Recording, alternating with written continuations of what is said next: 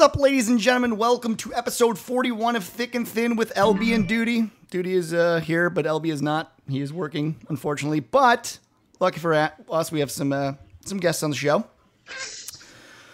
First, from Canada, the land up top, where no one wishes they were ever from. Mr. Roger, what's going on, buddy? Not much. Who says that they don't want to? Canada's awesome. Now, if you think of it this way, everyone's looking to get out of Canada, right? No one goes to Canada to make especially in the winter. You know what I'm saying? It's not where you want to be. To balance out the genders here, we've got double chick tonight. Dual chick. Yeah. That's how we are. Tiffany Electrify Fari, how you been, girl? Hey guys, what's going on? It's been a while. I know. What's going on? Why you leave us? Well, it's because LB was on the show, so now that he's not here tonight, I thought I'd show up. Oh, dear God. Good move. And special guest tonight, for the first time, hopefully not the last, Allie Baker. What's going on? Hi. And if you don't know Allie, well, if you know us and you don't know Allie, then you probably have a problem. You need to get out more. She is from Roosterteeth. We brought her on to kind of talk about her life in gaming and what she's doing and where she got to where. Yeah, a lot of reflective stuff tonight. A lot of deep thoughts. That's what we're going with. That's the theme of the show. Deep thoughts. Deep thoughts. But no, welcome and thanks for coming on the show. Time to chat. Thank you so much for inviting me. Yeah, no, for sure. But before we get into that, we got to do a little bit of the site news and all that awesome crap that no one cares about. First up, if you go to the Tool to Play homepage, it's been a while since you've been there. I know it has, because our numbers are going down. What's your problem? Get there. We have some really kick-ass stories this week. Tiff, I wanted to kind of hit you up since you are, in fact, the editor-in-chief to kind of go over what are some of the tales that are currently being told on the Tool to Play homepage. You know, I really have no idea what's going on with the homepage. That's what I figured. This is what hiatuses do. No, I'm kidding. No, we've had some really good hardware reviews lately, and they've just kind of showed up out of the blue. How do you feel about that Wii U right now? The Wii, you know, like the kids want one. I can't justify it. I can't do it. You know, after reading that review, I gotta agree. This is one of those times where, like, I bought the original Wii as a doorstop, and it actually served fantastically as a doorstop. It did its job. As a gaming unit, I didn't really play it too much, and then the Wii U came out, and I kind of was thinking about it. I had my foot in the water about to purchase, and I actually read our own review, which I usually don't read our own website. I try not to. But this time I did, and it didn't look too, I don't know, looked very lackluster. Roger, you still down with the Wii? What are you going to do? No, no.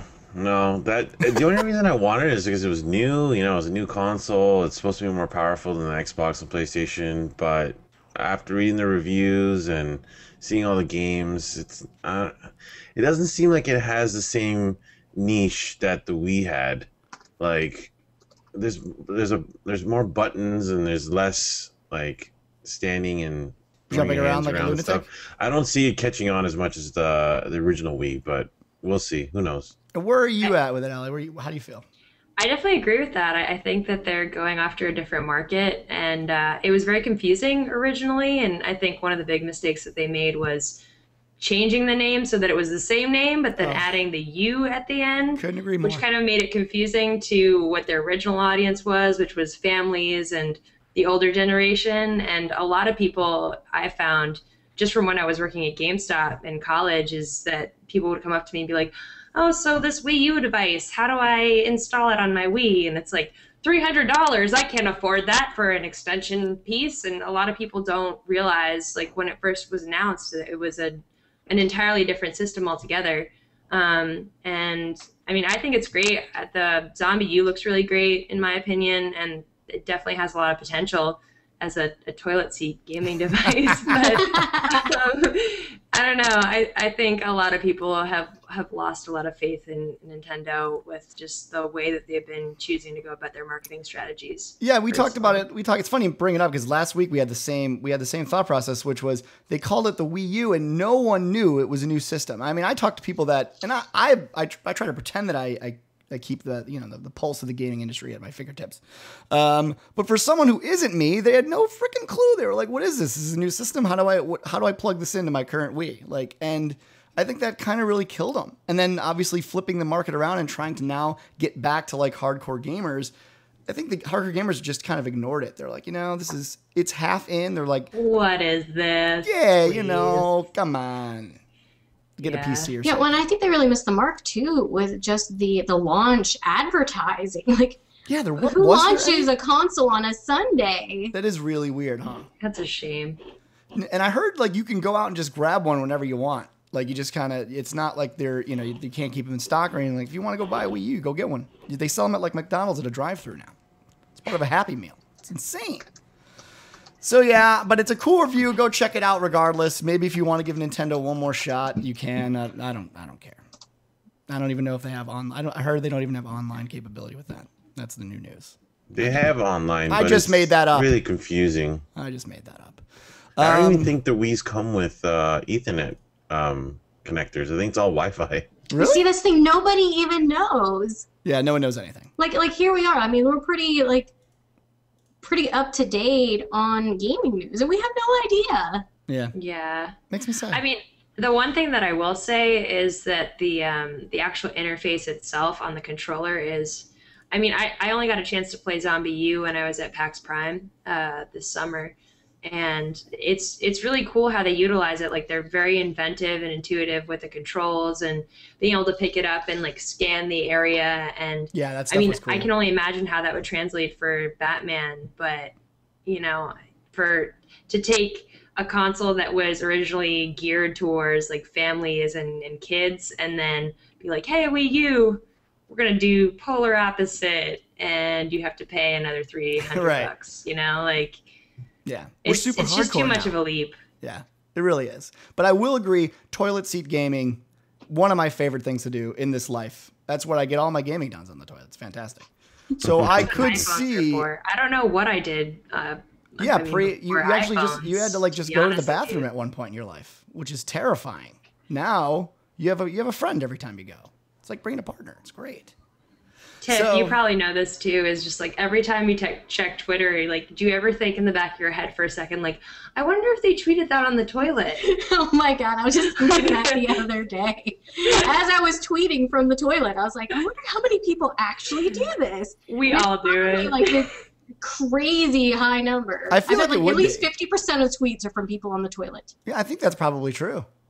Because like you're in college. Oh, I don't want to be in this class right now. Toilet break. Yeah. Toilet tweeting. It's totally normal. Yep. It's fantastic. Also on the site this week, if you know this guy's name's like Derek something, I don't know, Nolan or something. Tiff knows him. Yep. Anyway, he had a little podcast called Too Old to Type. It is now changing its name to Gaming Under the Influence, and it's on the homepage. The first inaugural episode with him and Code Monkey. So go check that out. It is. And I was actually a little confused because the episode was recorded last week, not this week. Interesting. So is the content already very stale, would you say? Yes. Oh, well, I don't know. I haven't listened to it I don't listen to it either.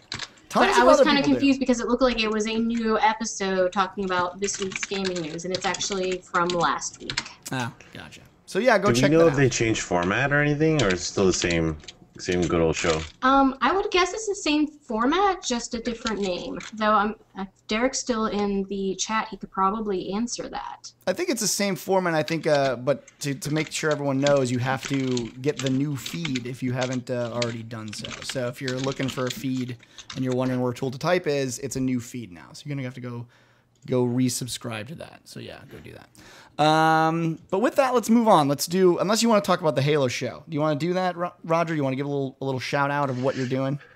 Yeah, no, me and Fire from the community are thinking about starting up a Halo 4 tip show, like a weekly series kind of show, just giving tips, maybe some weekly news in the Halo 4 community and stuff like that.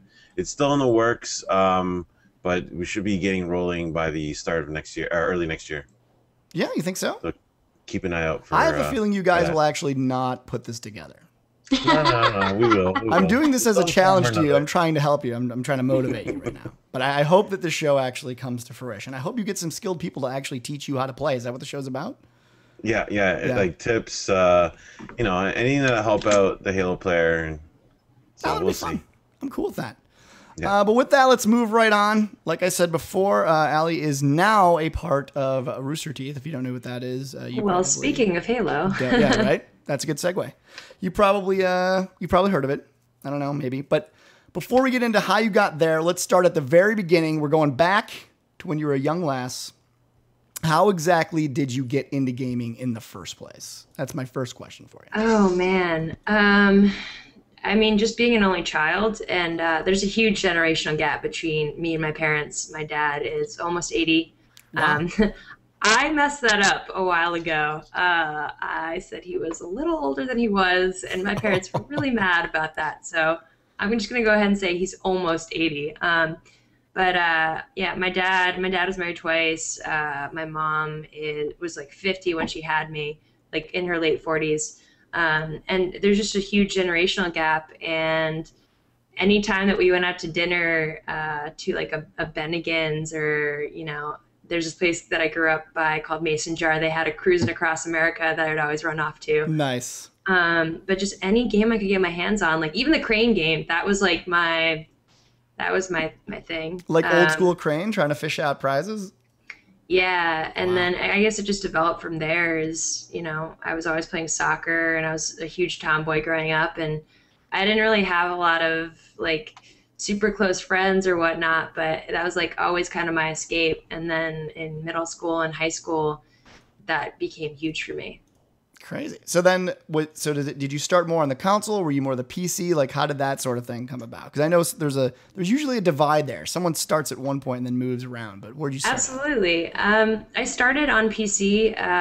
Generally speaking, I had just come across the whole build your own PC concept when I was in late middle school, early high school, and I was going through some like funky times then. So it was really huge for me, and having that release and playing MMOs like Guild Wars, and I would just like log on Day of Defeat when I got home from school, and that was the most relaxing feeling in my mind, was just like choosing a side and chatting with people online, and what it really was I didn't know it at the time, but it was building friends and online relationships that to this day I still talk to some of these people, and I mean, that was great. Yeah, I mean, I think a lot of us came up that way. I mean, I know, like, what was your experience kind of coming up? Did you play games too? I mean, how did it happen for you, I guess?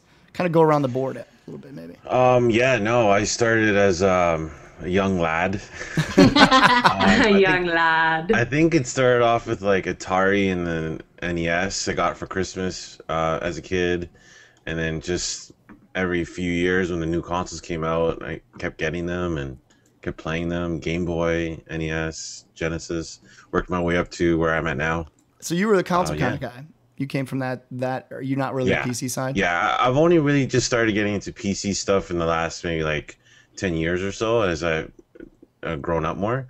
But I started off as console gaming for sure. Wow, that's interesting. What about you? What was your Nintendo first kid? system? Mine was definitely the Atari, and then the NES. NES? I was a hardcore Nintendo fan for a while.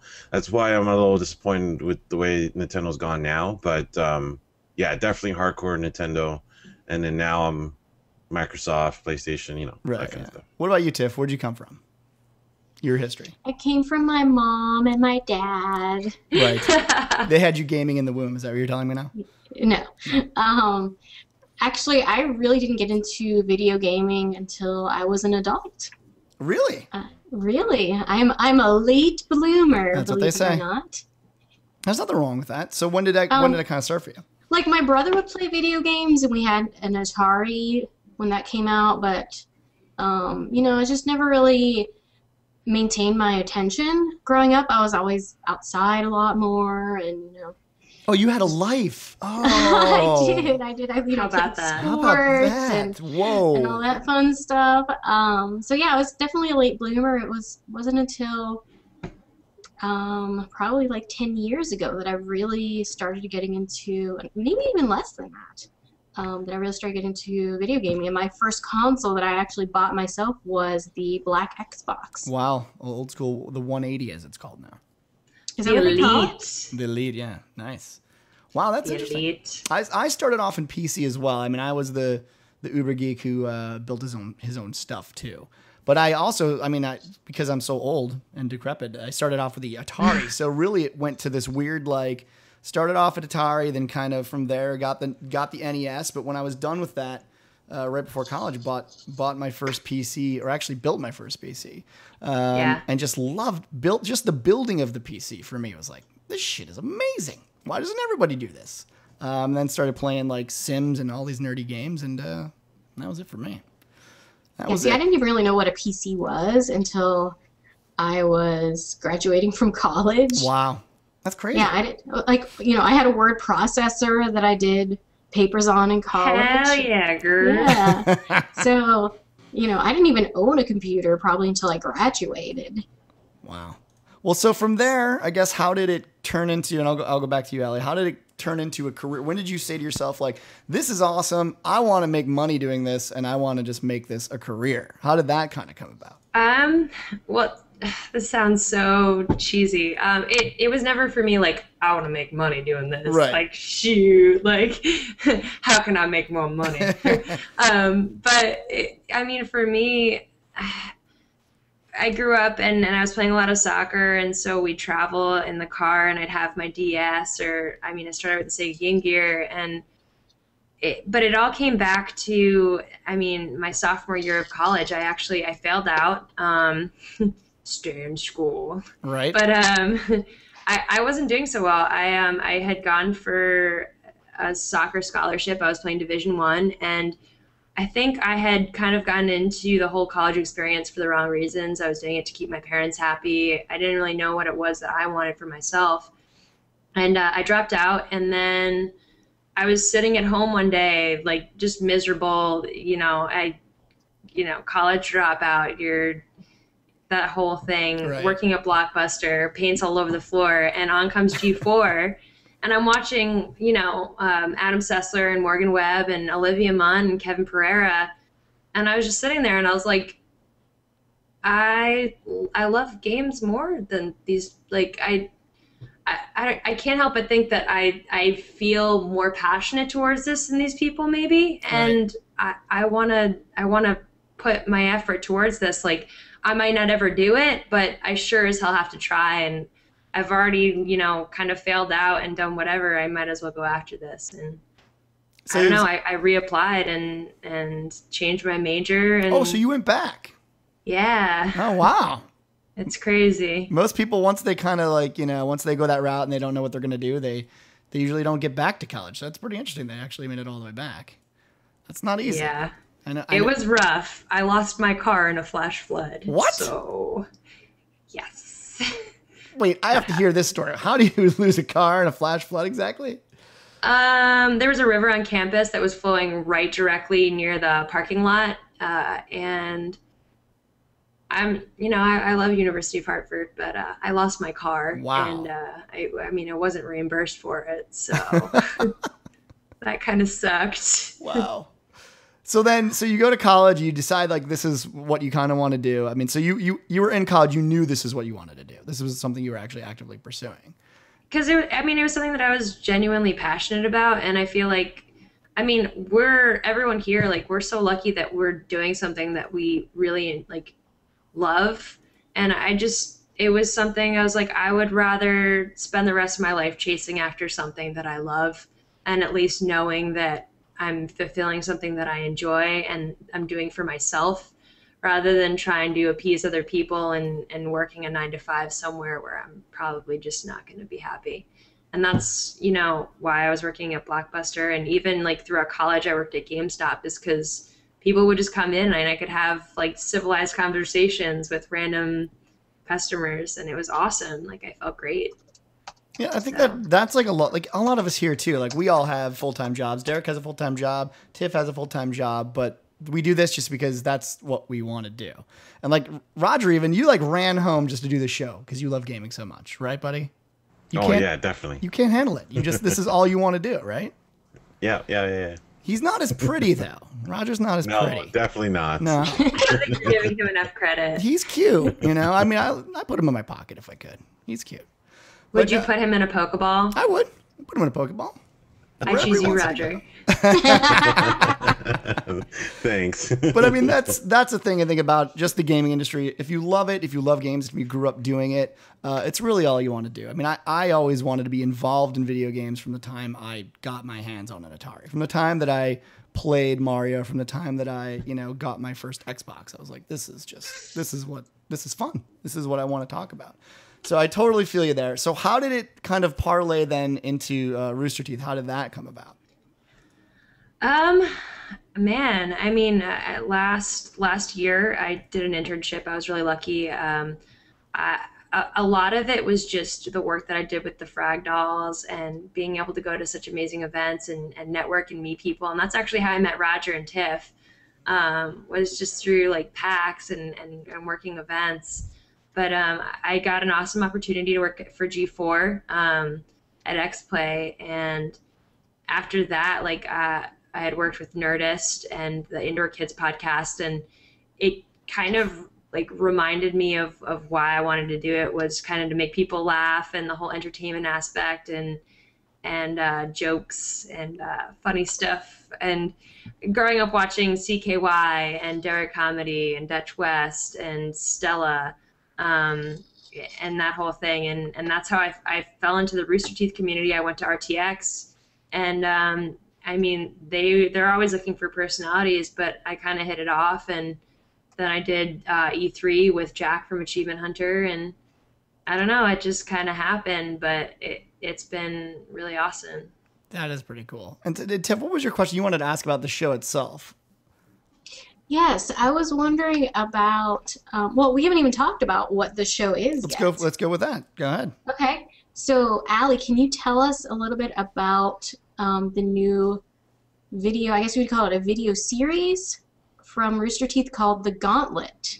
Yeah, so it's a web series. It's hosted by Blip and sponsored by Geico. And it's a 10 or so episode run, complete with bonus content and features. It's like Global Guts meets like Ultimate Gamer meets just like, I don't know, everything you would want just on crack. I really, it was fun to shoot. And I mean, we have people that are working, at 24-hour increments just to make it awesome. And we're really lucky that it's turned out the way that it has. But it gets better as the episodes go along. Like when it first came out, I was like, this is kind of surreal, because it's like the first real show I've ever done. And then like as the episodes are progressing, it's like, this time next on the Gauntlet, and it's just like, wow, this is getting really intense, and confessionals and everything. It's essentially just it's a gaming competition. There's a $10,000 cash prize, and there's I think we started with 19 contestants, and every week a certain few get eliminated, whether it's a team or just one player. But it all comes down to the Gauntlet, and they have a chance to save themselves depending on how good their gaming skills are. So how many episodes are you guys into right now? Is it 4 or 5 that you have published? That's a good question. I think 5. We've been working on the future stuff, so I'm a little wrapped up in that. I think 5 just came out, or maybe it was 4 that just came out. I'm not sure. I'd have to check. But yeah, we have one that's coming out this week that features Mario. Really? Yeah, so definitely Spoiler. Stay tuned for that. Yeah, that's a small spoiler. Don't tell anyone I said something, but I watched that episode with when they just played like original Halo CE. I thought that was pretty cool too. Yeah. I like some of the games you guys choose to actually play. It's really cool how it kind of gets thrown around. It's not like one thing. It's sectioned off too, and you'll see as we get like closer to the end, we throw some pretty big ringers in there. So it's interesting. I mean, what I like about the show is the fact that rather than having like, this ultimate gaming house or this situation where you're pitting gamers against each other, like the whole pro thing, we're just taking average Joes. This is more like American Idol, where, you have people are coming from everywhere and they just want to be a part of it, and it's more about just the passion for the industry and you know, crazy personalities clashing. So it's definitely, I mean, for me, and being on set and then seeing some of the like confessional footage that they got, it was just crazy to see. Like, a lot of them are friends now and they just all hang out. So I was gonna say, did you do like an open sort of just casting call for whoever that to just come out to play video games? Was there any sort of like rule? Did you have to know how to play games? Like, not really. It was just whoever wanted to come out in the general Texas area. So that's pretty cool. Obviously starting off kind of small, but we'll see how this first season goes, and if it's successful, hopefully we can open it up to a much broader casting. And how has the reception been so far? I mean, do you get to kind of look to see how many people have viewed it? I'm sure you've got some of those statistics. I mean, has it done well, you know, within the community, obviously? I mean, there's a lot of great shows that come out of them. So you're up against some real competition. So it's got to be kind of weird. You know, you're almost fighting with your own people to grab views. How's that working out? Absolutely. I think we definitely have a very particular community, which I might add is a very accepting and awesome and loyal community. But I think a lot of them, when they first saw the show coming out, was like, what is this cheesy show? Like, right. I do not want to have anything to do with this. Where is, because the first episode it's essentially, it's me and Bernie and the contestants. And everyone was like, where's Joel? Where's Gus? where is everybody? And I think it's taken a while to kind of snowball to the point where people are really, you know, interested in it and are you know, tuning in every week. But I'll definitely say that it's, as the episodes progress, it gets very intense. Really? Yeah. You're actually getting me interested to actually watch it. So, yeah, good job. Roger, you want to take some questions at all? Because I know you're probably sleeping by now, because that's how you are. No, I kind of wanted to ask, is this the direction that Roosterteeth is heading into? Because I know that Red versus Blue is now concluded, correct? So is this something for now? Winky, winky. Or has it? Oh, sorry. So yeah, no, I'm just curious if that's... Okay, I'm done. Yeah, no, I'm just curious if that's what Rooster Teeth was going into. Because when I heard that Red versus Blue was over, I was like, oh no, I really like that show. I hope they don't stop altogether or they replace it with something. So I was just curious if that was the direction that you guys were going. I wouldn't be too worried. I happen to know of some upcoming projects that are going to be taking place, and although I can't talk about them, there are definitely some, you know, Rooster Teeth classics that are coming back, and I don't think it's the end for Red versus Blue, but nice. You heard it confirmed. Red versus Blue coming back. Confirmed. You heard it first here. Get on the Twitters. Get it out there, people. No, I'm just kidding. No, but that's cool. And that's a good question too, because I was thinking the same thing. It's such a different format to see from them. Like, it's just not for like watching the show. I was like, wow, this is really like they're going into full, like this is like a produced show. And I think Tiff was asking earlier, like how does that production, like, do you guys have a studio in there now where you shoot it all? Like, how does that work? I mean, it seems like you guys are just taking it to the next level. Yeah, I was kind of curious about like the whole voiceover too, with the like some of the gameplay footage. Do you record that multiple times, or are you actually like right there recording it live as they're playing?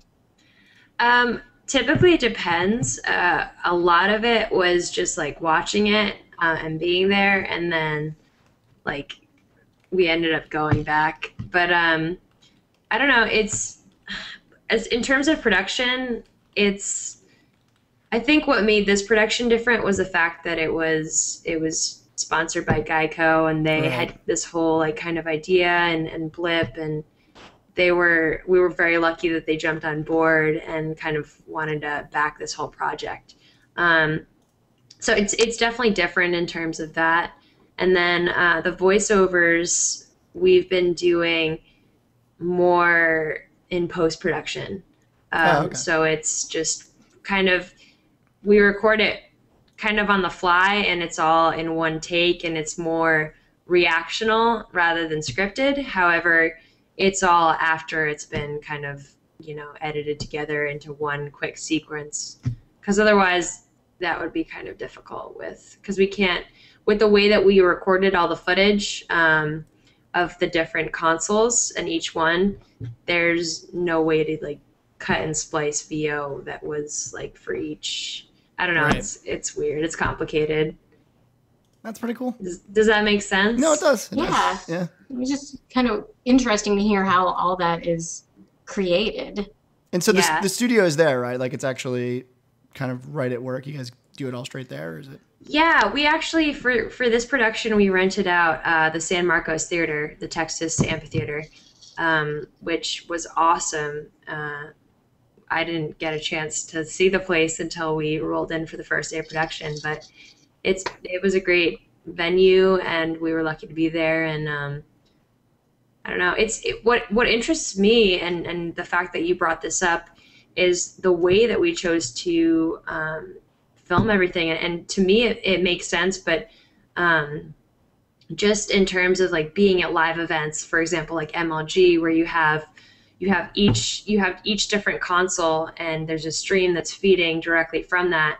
And so you have each camera all connected to a switcher, and you can kind of on the fly shoot each part live.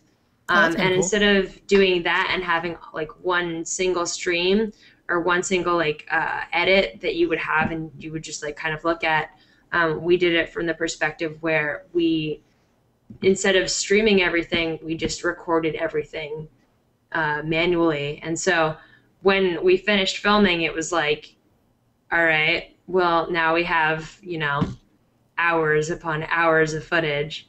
So, I mean, we've had to hire a lot of people to help us edit things, and it's been a lot of work, but I think that filming this way, we get a much better product, and it looks really cool. And seeing it a second time, but like from that perspective rather than, you know, like being there, it's almost better. Now, do you get direct input on that too? Like, I know that you're part of the hosting process and stuff. When that editing happens, do you get to kind of go into the room and be like, oh, this is shit. Oh, this is fantastic. Like, I mean, do you get that sort of like put the hammer down shit, or you're like, nah? I actually, at Roosterteeth, a lot of people ask me what I do, and I think there's definitely an assumption that because I do hosting work and because I'm a girl that, you know, I'm overdoing like, you know, I don't know, set design only. Or one of the things that I think is, you know, important that a lot of people kind of understand is that all the females that work at Roosterteeth, you know, they do a lot of things, but for me, like I do editing work. That's kind of my thing. And oh, cool. I produce the RT Life segments, but also I've been editing the gameplay footage, which is what I was well versed in doing from working at G4. So I've been doing a lot of the video game segment edits for the Gauntlet. So some of the ones that are coming up that you see is actually the stuff that I put That's together. pretty cool. Like you're on the show, but you also have a direct role in the show.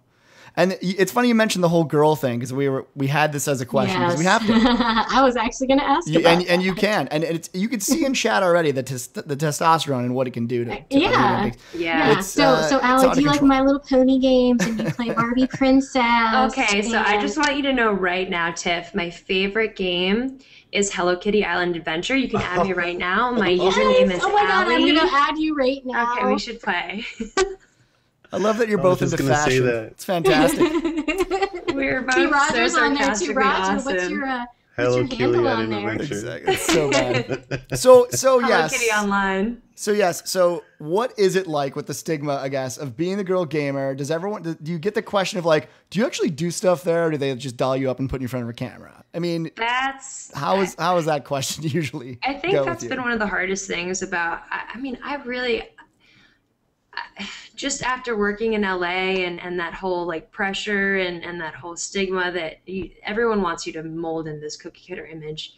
And so being at Rooster Teeth is just this breath of fresh air, because you have a certain amount of creative freedom and energy, and you can be yourself. And that's kind of like what I want to do is, you know, I've been the quintessential weird kid growing up in high school and whatnot. And if I could do that and be comfortable with what I'm doing and have people enjoy that, then great. But I'm not trying to, go and do a certain thing to please someone.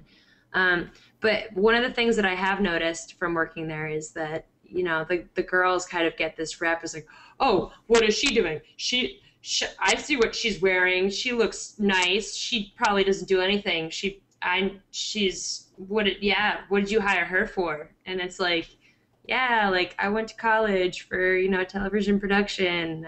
I worked at a lot of places. I have experience. Like, this is why I'm here, for a purpose. And it's kind of a shame that that's how it is, but I think that's just, the whole girl gamer stigma that, has reiterated itself time and time again over the internet. So you think, like, even moving forward, because we did this topic, I don't know, how long ago was it, Tiff? Like 2-3 months ago. Oh, easily, yes. Yeah, and it was actually a really cool topic. I mean, we talked about it for a while and kind of came to the conclusion that those barriers are breaking down a little bit. I mean, is it still pretty bad, or is it sort of like, now that you're in there and you're doing the work and they see the work, that they kind of have that respect level, or is it just more of the same? No, I think in terms of where I work currently and just being there, there's a mutual respect, and it's definitely I'm a bro dude. Like you give multiple high fives per day. Yeah, like I do bro fists and right. that whole thing. I hung out with dudes my whole life, and I mean it's a great atmosphere. And I don't have any issues in that department, but I think it's more the community accepting the fact that there's more girls coming and joining and that whole thing. And it's like, well, what does she do? Is she qualified? I see that is she wearing makeup? How does that work? It's just like, people don't, I think barriers have definitely been broken in the past few years, but at the end of the day, there's still going to be girls out there that are, on Twitter like, hey, check out my NES controller bra that I made. Guys, I play video games. Right. Like, yes, with the high up shot of the boobs. Yes, yeah, like controller on the that's titties. always going to be likes there that. at the end of the day. And in the entertainment industry, it doesn't matter what you do, whether it's with video games or, music or whatever. There's always people that are just out there that are trying to seek validation rather than, trying to make a difference or be a good role model or whatnot. So, well, it's interesting when you talk about G4 too, because I think in a lot of ways, like, and this is no, knocking. I actually love Sessler. I love what he did there. I always thought he really did love video games. But on the flip side, you get some of the dolls, I like to call them, up on G4, and it feels very fake. It feels like, these chicks don't know what the hell they're doing. And it's kind of weird to see like that shift. I think people kind of know now, like, okay, we can't really respect these people's view of video games, but we'll look at them because they look nice for a while, and then we'll go back to actually caring about video games at some point, I think it all just goes back to, I hate to be cliche, but like Aristotle and the whole, having respect and, what's the word that I can't even think of right now? It's the idea that people out there know that you're kind of on the same level as they are, and you've been there, and you're not just kind of putting up a front. It's, I don't know. That was the whole thing for me. Was God bless her, and I think she's great, and she's snowballed off to have a great acting career. But Olivia Munn was kind of the catalyst for me, and seeing what she was doing, and I felt like she was using this geek gamer girl stigma to, essentially build her career. And that was something that broke my heart because, here I was just like sitting on the floor. I had just failed out of college and I was, living at home with my parents, and she was over there, probably making a bunch of money and milking it for what it was. And it was like, I really love this. This is my life. This is truly what I want to do. And why am I not doing it? So, yeah. And it's hard to fault them for that. I mean, like you said, in any industry, sex sells. That's what makes money. Absolutely. It doesn't matter where it's coming from. That's just the way it is. So it's hard to fault those people that get into the industry and they say, hey, maybe I can't get into acting through this venue, but dudes love hot girl chick gamers. this is a fact. Let's milk this shit for whatever we can. I mean, can't blame them, really can't. So on top of that, how now has your life changed? You know, kind of, you said you grew up a little awkward or whatever. Now that you're in it and, you know, you're kind of doing this as your thing, how has your life kind of changed now? Thing. It's your thing. How has that kind of been different now for you? It's been, honestly, the last year has been kind of surreal. I graduated college in May, and just trying to figure out what I wanted to do. I mean, G4 obviously went under, and I had a feeling about that. Interesting fun fact is Adam Sessler is now working over at Revision 3. Right. Yeah. Which was somewhere that I was actually like looking at before I came to Roosterteeth. And they have a great thing going on there. They just paired up with Discovery. I especially love Anthony Carboni, Max Scoville, and Tara Long, all awesome peeps. But I don't know, like it's been awesome, but it's also been kind of weird in the sense that I guess I mean, the way that my Twitter followers have kind of grown in the last like few months, I guess it still hasn't hit me yet, but it's been really, really cool. And if there's some way that I can make a difference to, like, you know, people out there, like kids who are having a harder time in school, or, you know, kind of look to games as an inspiration or seeking some sort of refuge, that would be like my all-time goal. But it's just been, things have been crazy in the last few months, especially because, you know, I moved cross country. I drove through 5 different states to get to Texas, and that was a trip. And then I just got my new place. So with your awesome walls, obviously quality, pretty great, very decorated. Well, you got the same wall I do. Very nicely decorated. We're all about walls here. I got a nice giant white wall, and you got a white wall. It's fine. It's no big deal. I'm working on it. It's this is a coming of age tale. Well, with that, we're going to try to take some questions from chat. If you want to be complete assholes, we'll just ban you. But if you have a real question, feel free to ask. You want to take some of those questions for me, buddy? Yeah. LB, one of our other co-hosts, he has a question in chat. He wants to know, what is the craziest thing you've seen behind the scenes at Roosterteeth so far? Oh, wow. I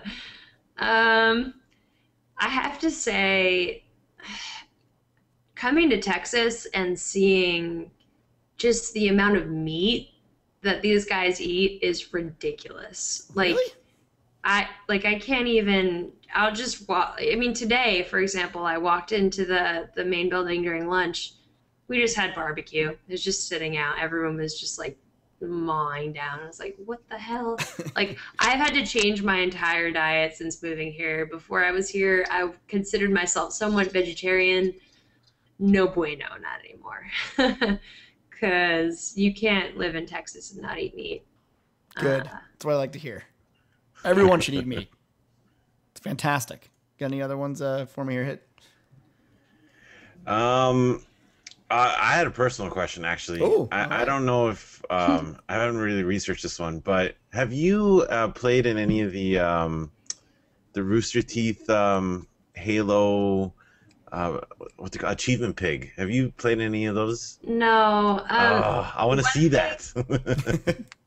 I want to do that, to be honest. I would love to get more involved with the whole gaming thing. I think that one of the things that's really awesome is that I am a girl, and I do play games. And so I think that is one of the things that makes me a great fit for this community. So I'd love to get more involved in the whole like achievement hunter thing, but that's kind of a separate like category in itself. Like, you have Rooster Teeth and the whole production side of things. And then you have Achievement Hunter, and they kind of do their own thing. And like the way that works, it's a lot more technical and trying to figure out like dates and stuff than, I guess, it's not all in the same office. Let's just put it that way. Is we have 2 separate offices, one where we do the production and one where we have the Achievement Hunter and different editing suites. And so I mean, that would be awesome, and I hope maybe down the line I get invited to do something like that. But until that's one of then, my favorite series is the achievement. Yeah. anything that the Achievement Hunter dudes do I mean, the Let's Plays Minecraft are fantastic. And who would have thought that just, a game like Minecraft, Yeah, that's you crazy. take that, you do it for 100 episodes, still great. Like, Yeah, that's crazy. yeah. Anyone that wants to watch like Minecraft while not playing Minecraft blows my mind. And the fact that so many I know, it's nuts. It's like you get into it and you're like, oh my God, what am I doing with my life? My That's what son you is do. completely addicted to Minecraft, and he just we're just sitting at the dinner table, and that's all he wants to talk about is like how he found these things to make these other things. And I personally haven't really played it, but that's all he talks about. That's awesome, though. Well, at least he's in an environment where he can talk about that. Because I remember growing up with my parents and being at the dinner table and trying to talk about Guild Wars and then being like, Holly, stop. Can you just stop making stuff up? Can you just stop? And I was like, it's a real world. We have the Sylvari and the Char, and they're trying to take over Tyria. And my parents were like, no. And they just wept. No. They wept. Yeah. There's something wrong with our child. So, Allie, what games are you playing right now? Like, what's your top 3 that you have in your rotation? Well, I just got my PC back online again, which was probably the best thing that has ever happened. Because I like to call it Frankenstein computer because I had to revive it back from the dead. Nice. It's the same computer that I've had for the last 8 years. Yeah, 8 years. I got it from iBuyPower, and we reworked it. So I've been playing some Guild Wars since Guild Wars 2 came out. Guild Wars 1 was obviously huge for me, and that whole thing. I'm trying to hold off on Mists of Pandaria just until I finish playing a little bit more Guild Wars, because I know that that's going to be $50 of Guild Wars down the tube once I start playing WoW. I've been playing the Walking Dead game, which is actually fucking fantastic. Yeah, what are you playing that on? Roger loves it, so you've got to. I've been trying to get these PC. guys to play it. Okay. Yeah, I've been playing that on my iPad. It's amazing. Really? Yeah. I would love to play that on the iPad. That and Swords and Sorcery was would be a reason for me enough to buy an iPad, but I don't have the monies for it. And then Skylanders is, I will admit that Skylanders is Pokemon on crack, and I am addicted, and I probably need help. Well, you absolutely can't do Mist of Pandaria then, because they got Pokemon and Mists as well now, and you will absolutely lose your entire life. No. Oh, yes, they do. Oh, yeah, you collect pets and you battle against other pets in Mist. Run as far away as you possibly can. You will never go to work again. You will be fired. We won't even be able to have you on the show after this. You'll have no job. Now I'm just concerned. Yeah, you should be. This is a problem. You got any other questions out there you want to grab their hit before we head on out? What do you got? Anything? What's the coolest thing you've ever done with the Frag Dolls? Oh, man. And are you still a member of the Frag Dolls? Okay, so Morgan had this thing. Morgan was the original leader of the Frag Dolls. And she has this kind of quote, and it's once a Frag Doll member, always a Frag Doll member. And I was lucky enough to be a part of the Cadet Academy. And I think that the whole Frag Doll thing kind of just didn't, with school and focusing on my internship and my career, and I think having the network and the sisterhood in my life was probably the biggest thing that I needed in my life at the time. And that was huge. But honestly, every event that I've ever seen the Frag Dolls at, I think the most rewarding for me, though, was not this last E3, but the E3 before that when I was working at G4. Because I wasn't working as a cadet, but I kind of ambushed all of them when they were over at the show floor. And so that was awesome. But honestly, every time I ever see any of them, and anytime I ever go to an event, just being able to see everyone, and it's crazy. People always say, and if you're a convention goer, you know this, is when a convention is over, you get post-convention depression. And I definitely think that that's the thing, because these are people that you see, once or twice or 3 times a year, and they're probably your closest friends because you talk to them almost every day on the internet. Yeah, it's weird. I mean, obviously, me and Derek met on the internet. It was a love story. When I created, tell me more. Yeah, when I created Tool to Play, having him in Boston, it's really weird. We don't hang out until a convention happens, or until he happens to get married, which doesn't happen very often. So that'll be the next time I see him. So I totally know how that feeling is. It is weird. It's like you spend like 2 days together. It feels like it's 8 weeks, and then it's over, and you cry. Cry in a corner.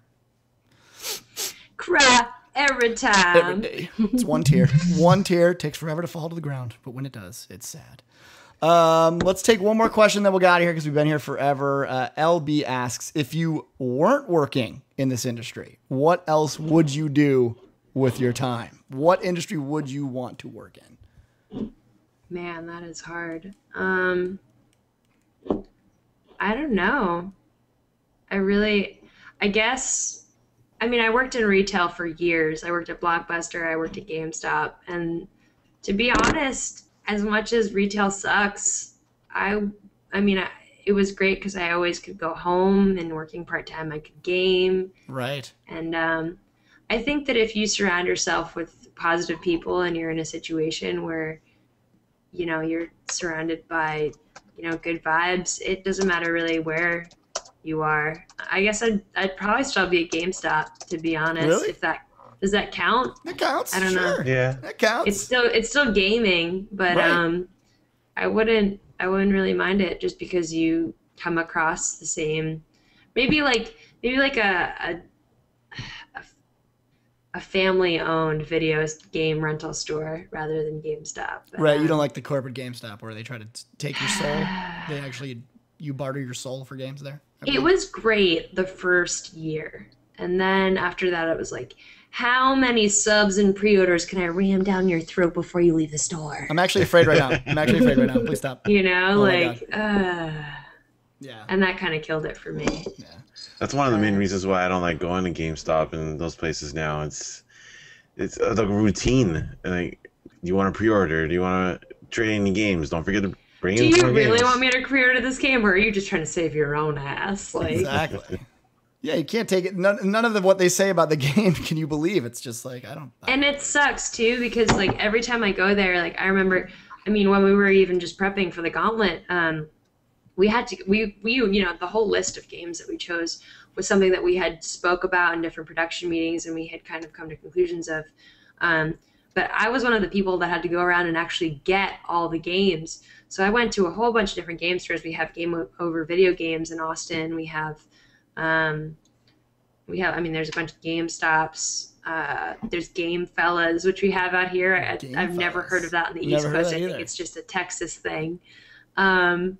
But everyone that I went into, it was just like, they'd give me the spiel and I just felt so bad because I was like, no, like I'm okay. Like I'm okay. But at the same time, it was like, I understand, like I've been there. I want to help you, but no. Help me help you. How did you get those Dukes? I saw when you had that Duke controller on that one episode, I was like, they don't exist. There's like they 4. do. Can you buy them? I think we got a few of them from Game Over Video Games. The other ones were rentals from Joe, who still has an original Xbox. Because wow. That's crazy. I don't even know where my Duke. I probably have some Dukes upstairs. I don't know. It's been a long time. I got like 4 Dukes. You do? That's all I use. I never used the S controller. Oh, you're a fucking pro. You are a pro. I take back everything I ever said about you, except for the Canada stuff. That still remains true. Well, that's going to wrap it up for the show. I really, really appreciate you coming out. It was awesome talking to you.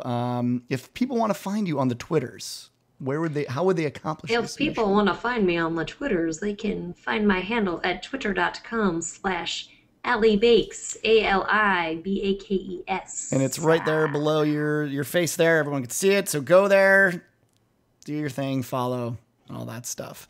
Hitman, I don't know why they'd want to follow you. I mean, I really don't. Everyone loves me. I know. If someone was bored enough and they had nothing to do with their time, they wanted to follow somebody like you, how would they accomplish this mission?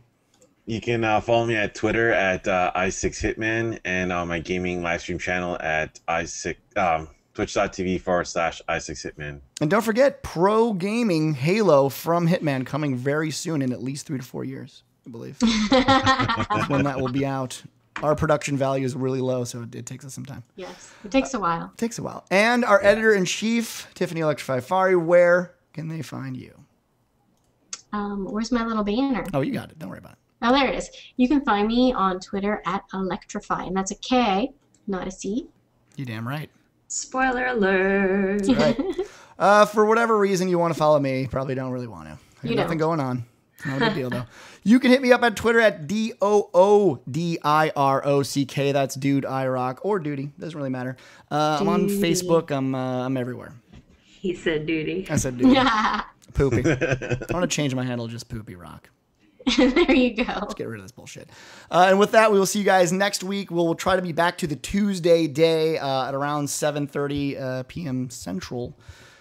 If it changes, we'll let you know on the Twitters. Again, thanks, Allie, for coming. Thanks, everyone else, for coming to help host the show with me. LB, I'm sorry that you weren't here. We miss you. We love you.